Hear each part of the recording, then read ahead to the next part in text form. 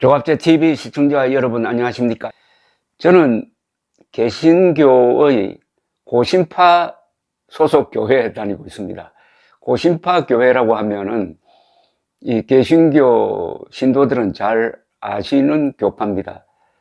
일제시대 때 일제의 신사참배 강요에 맞서가지고 싸우다가 감옥에 가서 순교도 하시고 살아남은 분들이 해방 후에 다시 복귀해서 부산에 고려신학교라는 학교를 세우면서 개혁운동을 했습니다. 일제시대 때 한국의 기독교가 거의 대부분 신사참배 압력에 굴복을 했습니다.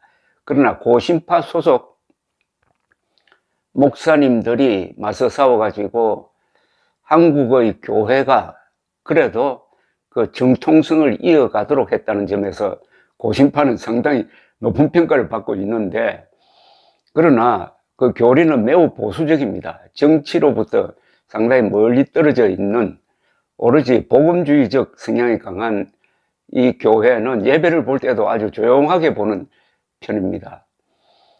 그런데 오늘 제가 이 황영훈과 관련해 가지고 노래에 대해서 많이 이야기를 하니까 오늘 예배를 드리면서 찬송가를 몇 번 부르는지 한번 세어 보았습니다. 약 1시간 예배 중에서 찬송가를 6번 불렀습니다. 찬송가 부르는 시간이 한 20분 되지 않았을까 하는 생각이 듭니다. 그러면은 60분 예배에서 3분의 1이 찬송가라는 뜻입니다. 즉 음악이라는 뜻입니다. 그만큼 이 기독교에서 음악, 노래가 차지하는 비중이 크다는 것을 알 수가 있습니다. 뭐 잘 아시겠지만 근대 음악은 유럽에서 교회에서 출발한 거죠. 그만큼 이 음악이란 것이 인간의 생활, 특히 정신면에 미치는 영향이 어마어마하다고 생각을 합니다. 어떻게 보면은 인간 정신력의 최고의 표현은 시 또는 음악으로 나타나는 것이 아닐까라고 생각을 합니다. 혹시 영화를 좋아하시는 분들은 스필버그 감독의 UFO 영화 미지와의 조우를 기억하실 것입니다. 미지와의 조우는 그 원명이 Encounter of the Third Kind라는 좀 어려운 제목인데, 어쨌든 UFO와 인간이 소통하는 걸 주제로 한 아주 유명한 영화입니다. 거기에 보면은 UFO가 나타났는데 지금 공중에 떠 있는데 저 사람들하고 소통을 하려면 무슨 방법이 있어야 될 것 아닌가, 말이 안 통할 테니까 해서 인간이 고안해낸 것이 인도의 민속 음악이었습니다. 인도의 음악을 들려주면은 반응이 있을 것이다 해서 인도 음악을 들려주었더니 과연 반응이 있었습니다. 이 말은 뭐냐면은 음악은 우주와도 통한다는 거죠. 음악은 신과도 통하는 그런 힘이 있다, 이런 뜻 아니겠습니까?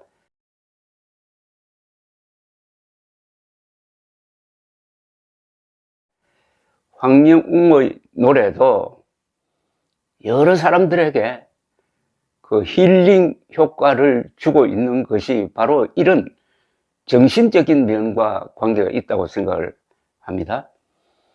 이 개신교를 만든 사람이 마르틴 루터죠. 1517년 이 사람이 독일의 신학교의 수도사인데요. 독일 신학교를 다니던 수도승이라고 봐야 되겠습니다. 수도승인데 당시 교황의 부패에 대해서 흥분해가지고 1517년 10월에 일종의 대자보를 붙여가지고 도전장을 내는 게 종교개혁의 출발점이었습니다. 한 개인이 용감하게 당시 유럽에서 최강의 권력을 누리고 있던 교황에 대해서 정면 도전을 한 것은 인류 역사상 한 개인의 용기로서는 예수를 빼고는 최고다 하는 그런 평가를 받습니다. 근데 이분이 찬송가를 작사, 작곡하는 걸 즐겼다고 합니다. 대표적인 것이 찬송가 중에서 내주는 강한 성이요라는 유명한 찬송가가 있습니다. 내주는 강한 성이요. 방패와 병기 대신이 큰 환란에서 우리를 구하여 내시리로다. 이 작사, 작곡을 한 게 1527년 전후라고 알려져 있습니다. 이 마르틴 루터로 해서 교황의 권위가 무너지고 그러다 보니까 천주교도 이래서는 안 되겠다 해가지고 또 개혁 운동을 펼치고 하는데 1618년에서 1648년까지 30년 동안 개신교와 천주교가 독일을 중심으로 해가지고 전쟁을 합니다. 이 종교 전쟁을 합니다. 종교 전쟁은 요사이로 말하면은 이데올로기 전쟁과 같습니다. 굉장히 참혹한 전쟁을 합니다. 인류 역사상 가장 참혹한 전쟁 중에 들어가는 것이 이 종교 전쟁입니다. 기독교끼리의 전쟁인데도 그렇게 잔인했습니다. 30년 동안 독일을 무대로 전쟁을 하다 보니까 독일 사람들의 3분의 1이 죽었다고 그럽니다. 그때 결과적으로는 막 개신교가 이긴 편인데, 그때 개신교도들이 이길 수 있었던 힘 중에 하나가 찬송가에서 나왔다는 이야기가 있습니다. 우리도 우리 역사 속에서 좋은 노래로 해가지고 얼마나 많은 위안을 받았습니까? 특히 이미자 씨의 노래의 힘을 잘 아신 분이 바로 박정희 대통령입니다. 박정희 대통령이 새마을 노래도 작곡하고 나의 조국이라는 군가도 작곡, 작사한 분입니다. 이 노래의 힘은 역사를 움직입니다. 저는 고향이 경상북도 청송 출신인데 국민학교 때 부산으로 와서 부산에서 학교를 나왔습니다. 그런데 유명한 가수들이 가장 많이 나오는 동네가 어딘지 아십니까? 유명한 가수, 작곡가, 작사가가 가장 많이 나오는 곳은 부산 경남 지역입니다. 울산을 포함해 가지고 부산 경남 출신 작곡가, 작사가, 가수를 나열하라고 하면 아마 1시간 걸릴지 모르겠습니다. 뭐 유명한 서른도, 정훈이, 나훈아, 현철, 작곡가로는 이 자리에 가끔 모시는 정풍송 선생의 선배 되시는 박시춘 선생, 이재호 선생 수두룩합니다. 작사가로는 반야월 씨.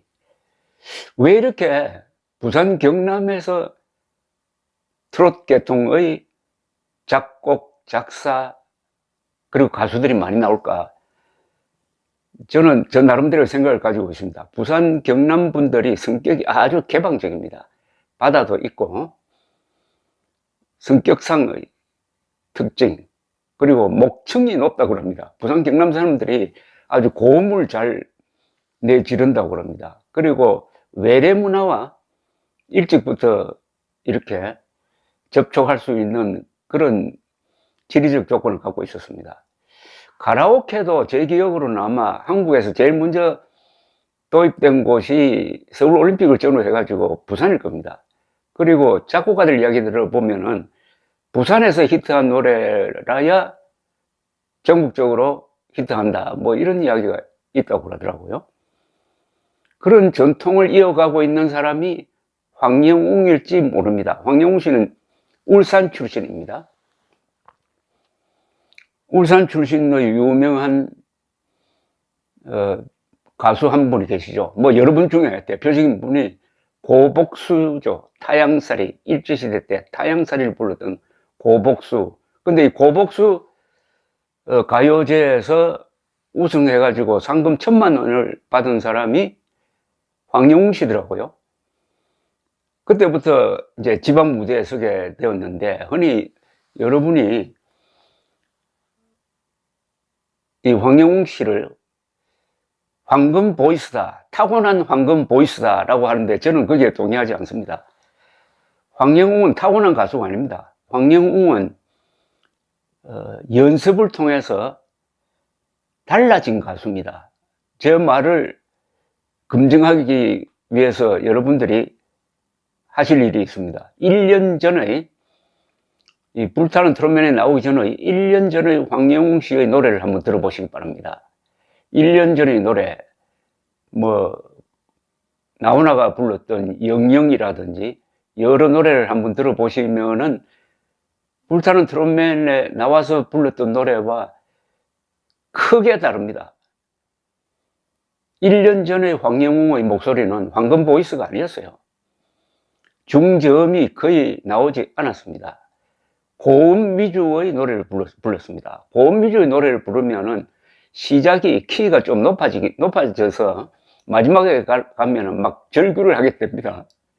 근데 요사이 황영웅의 노래는 중저음과 고음을 자유자재로 오고 가면서 노래를 부르니까 속삭이는 것 같기도 하고 호소하는 것 같기도 하고 노래를 통해서 말을 하는 것 같기도 하고, 그래서 여러 어려움을 겪고 있는 사람들이 마음에 파고드는 창법이 된 겁니다. 1년 사이에 완전히 달라졌습니다. 그만큼 노력을 한다는 것 아니겠습니까? 가요 무대를 오랫동안 사회를 보았던 김동건 아나운서가 며칠 전에 조선일보와 인터뷰를 했는데, 잘 부르는 노래는 어떤 노래냐? 가수가 말에다가 음악을 입힌다고 했습니다. 그러니까 말하듯이 노래를 부른다고 했습니다. 그런데 좀 잘 못 부르는 가수는 음악에다가 말을 태우려고 하다가 보면은 막 멜로디에 끌려간다는 거죠. 아주 절묘한 표현인데, 황영웅 씨는 1년 전에는 곡에 말을 붙여서 부르려고 하다가 조금 노래가 딱딱한 노래가 되었다면 요사이는 말에다가 곡을 입혀서 부르니까 이런 노래가 된 겁니다. 이 점을 제가 강조하는 것은 황영웅 씨의 품성이 거기서 나타난다는 거죠. 이분은 노력하는 사람입니다. 1년 전과 지금이 확 달라졌다는 것은 28, 29살에도 끊임없이 노래에 대해서 연구를 한다는 것 아니겠습니까? 어느 정도 연구하는지는 저는 아는 바가 없습니다만은 짐작입니다. 어떤 노래를 부를 때 이 노래가 어떤 배경을 가지고 작사, 작곡되었느냐, 여기에 이 가사는 무슨 뜻이냐, 그걸 공감하려면 어떻게 하느냐, 뭐 영화를 본다고 그러더라고요. 그 노래 가사와 비슷한 영화를 보면서 그 감정을 느끼려고 노력을 한다는 겁니다. 그래서 황영웅 씨는 타고난, 물론 목소리도 있죠. 타고난 목소리에다가 노력이 더해져 가지고 지금 이 정도 수준까지 왔다, 이렇게 생각이 듭니다.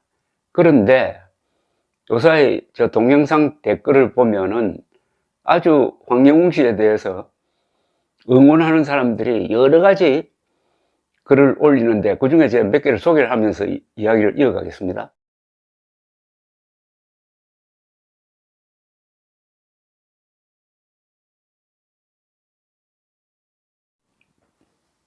이 황영웅과 노래를 통해서 여러분들과 저의 이런 대화가 이렇게 오래 지속되는 이유도 바로 음악의 위대한 선한 영향력이 아닌가 하는 생각이 듭니다. 무엇보다도 댓글을 올리시는 분들의 그 따뜻한 마음이 저를 움직인 거죠. 이런 댓글이 또 하나 올라왔습니다. 우리 아들도 한 소리 하더군요. 저 같은 놈은 아무것도 못하고 살아야 하겠네요. 고등학교 때 싸움질도 많이 하고 잠시 사춘기에 빗나간 적이 있었기 때문에요. 어쨌든 황영웅 가수님은 온 나라를 떠들썩하게 만드는 최고의 인물이 되어가는 느낌이고, 앞으로 가황이 될 듯 큰 인물이 되는데 많은 시련이 따르는 법이죠. 정말 생활에 지혜가 들어있는 글 아닙니까? 저 같은 놈은 아무것도 못하고 살아야 하겠네요. 아들이 이렇게 이야기하더랍니다. 그러니까 학교 다닐 때 좀 치고받고 한 모양이죠. 그러면 이 사람이 유명해져가지고 황영웅처럼 유명해지면 느닷없이 한 10년이 지나가지고 그때 얻어맞았던 사람이 나타나가지고 황영웅 씨처럼 당하면은 어떻게 하느냐. 아예 나는 잘 될 생각을 말아야 되겠구나. 이렇게 생각하면 어떻게 됩니까? 그러니까 황영웅 당신은 바르게 살면 안 돼. 이런 뜻 아닙니까? 이번 이 소동에 미치는 가장 큰 악영향이 이겁니다. 황영웅 씨를 통해서 과거에 학창 시절에 방황하기도 했지만은 이렇게 잘 되었다. 이렇게 가르쳐야 되는 것 아닙니까? 그러지 않고 지금 아무리 잘 나가도 과거에 이런 일이 있었으니까 너는 노래 부를 자격 없어. 꺼지는 정도에 멈추지 않고 무대에서 내려와가지고 너는 앞으로 자숙해. 저 어디 절간에 들어가서 있어. 뭐 이런 식으로 지금 대하고 있는 것 아닙니까? 그러면은 개과천선해가지고 잘 되려고 하는 의욕을 끊는 것 아닙니까? 한국의 온 언론이 들고 일어나가지고 지금 자라나는 젊은이들한테 너희들 앞으로 잘 될 생각하지 마. 싸움 해가지고 정학처분 받았으니까 너는 그걸로 끝난 거야. 인생 끝났어. 이렇게 가르치는 거 아닙니까? 그런 걸 뜻을 담아서 이렇게 감칠나는 글을 썼으니까 제가 하루하루 감동합니다. 우리 아들은 한 소리 하더군요. 저 같은 놈은 아무것도 못하고 살아야 하겠네요. 고등학교 때 싸움질도 많이 하고 잠시 사춘기에 빗나간 적이 있었기 때문에요. 어쨌든 황영웅 가수님은 온 나라를 떠들썩하게 만드는 최고의 인물이 되어가는 느낌이고, 앞으로 가황이 될 듯 큰 인물이 되는 데는 많은 시련이 따르는 법이죠.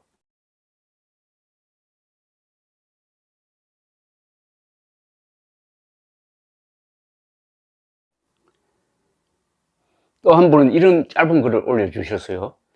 이어령 교수의 글 중에 향나무는 자기를 찍은 도끼에도 향을 묻힙니다. 황영웅 가수가 향나무와 같은 존재가 될 것을 기대해 봅니다. 지금 황영웅을 찍고 있는 그 도끼에까지도 향을 묻혀라는 이야기인데, 이건 참 종교적인 이야기입니다. 선생님 말씀이 맞습니다. 이제 고복수 가요제 1등 했다고 유명 가수도 아니고 아마추어 무명 가수잖아요. 인류 가수도 아니고 톱 가수도 아니고 이제 가요계 입적도 겨우 했는데 새싹을 몰아치는 이유를 모르겠어요. 빨리 황영웅님 기다리며 하루하루 보냅니다. 좋은 노래 많이 불러주세요. 지금 황영웅이 이렇게 당할 이유가 없습니다. 왜냐하면 자본주의 사회, 특히 자유민주 사회에서는 개인의 기본권이 매우 중요합니다. 개인의 기본권은 거의 절대적 가치입니다. 우리 헌법 제10조가 이렇습니다. 모든 국민은 인간으로서의 존엄과 가치를 가지며 행복을 추구할 권리를 가진다. 국가는 개인이 가지는 이런 기본권을 존중하고 보장해야 한다. 이렇게 되어 있습니다. 개인의 자유 중에 제일 중요한 게 프라이버시입니다. 사생활입니다. 사생활은 침범하지 못합니다. 사생활 중에는 자신의 몸의 특징, 문신까지 포함됩니다. 그리고 누구하고 뭐 연애했다, 누구하고 뭐 치고 빠갔다, 또는 자신의 집, 살고 있는 집, 이건 신성불가침입니다. 그런데 지금 MBC 등 온 언론이 들고 일어나가지고 무명 가수입니다. 현재로는 사실 무명 가수의 중학교 시절 생활까지 까발리는 이것은 완전한 사생활 침해입니다. 사생활 침해도 한 개인이 그냥 무슨 망원경으로 누구를 들여다보는 그게 아니라 방송과 기사를 통해서 까발리고 있는 거, 아마 지금 지구상에서 벌어지고 있는 가장 심각한 인권 탄압이 바로 황영훈 케이스입니다. 모든 언론이, 거의 모든 언론이, 거의 모든 방송이. 그런데 이 사람이 그런 대우를 받을 만한 사람입니까? 황영훈 씨가 대통령 후보로 출마했다면 그렇게 해도 돼요. 그런데 무명 가수니까 이런 사람의 사생활은 더 단단하게 보호합니다. 공인의 경우에는 일부 사생활을 침해해도 봐주죠. 공인의 경우에는 그 사람이 대통령이든지 뭐 정말 유명한 배우든지 할 경우에는 쫓아다니면서 사진 찍고 합니다. 그러나 황영웅은 그 수준에 이르지 않은 현재로는 평범한 시민입니다. 울산 시민, 그리고 울산시장 눈에는 울산의 히어로인 황영웅 가수 전 국민들이 난리인데, 시민과 시장은 음폭을 당해서 울산 시민 한 사람이 짓밟히고 있는 것이 안 보일까? 어떻게 생각하십니까? 울산 시민, 울산 시장, 왜 울산 시민이 이렇게 음폭을 당해가지고 고생하는데, 인권 침해 당하고 있는데 왜 침묵하느냐? 이 말은 좀 곰곰이 따져볼 문제라고 생각합니다. 황영웅 씨가 울산 출신이다 하면은 울산 사람들이 자부심을 느끼지 않을까요? 이야, 우리 도시에서 저런 불세출의 가수가 나왔구나 하고 다른 지방에 가서 자랑할 것 아닙니까? 황영웅 우리 동네 사람이다. 원래 스타는 이런 힘이 있습니다. 스타는 다른 사람들을 기쁘게 합니다. 다른 사람들을 자랑스럽게 만듭니다. 그런데 이렇게 억울하게 당하고 있는데, 그렇게 생각했던 울산 시민들 또는 울산 시장이 뭔가 좀 행동을 해야 되는 것 아니냐 하는 이야기입니다. 이거 지역 감정하고 아무 관계가 없어요. 자, 그러면은 다른 지방 같으면은, 어떤 다른 지방 같으면은 그 지방 사람이 이렇게 당했을 때 가만히 있었을까? 라고 한번 생각해 볼 면도 있습니다. 원래 사람은 고생을 할 때 도와줘야 됩니다. 어려움에 처했을 때 도와줘야 합니다. 잘 나갈 때 도와주는 것은 그건 도와주는 게 아니죠. 황영웅이 어려울 때 누가 돕겠습니까? 친구, 가족, 그 다음에 고향 사람 아닙니까? 근데 지난주 MBC의 아주 폭력적 실화 탐사대, 실화란 말이 부끄럽죠. 소설 탐사대라고 해야 되는데, 거기에 그래도 황영웅의 고향 사람들이 들어 나타났어요. 선생도 있고 그 마을 사람들도 있고, 그분들은 황영웅에 대해서 좋은 이야기를 했습니다. 지금 어려울 때 기댈 만한 곳이 고향 아닙니까? 어려울 때 기댈 곳은 결국 그 인간의 출발점입니다. 집안, 고향, 학교, 친구들. 여기서 상처받은 사람을 따뜻하게 감쌀 때 그 사람이 다시 일어날 수 있는 거죠. 최소한 이렇게 문매를 때리고 있는 이 폭력적 언론.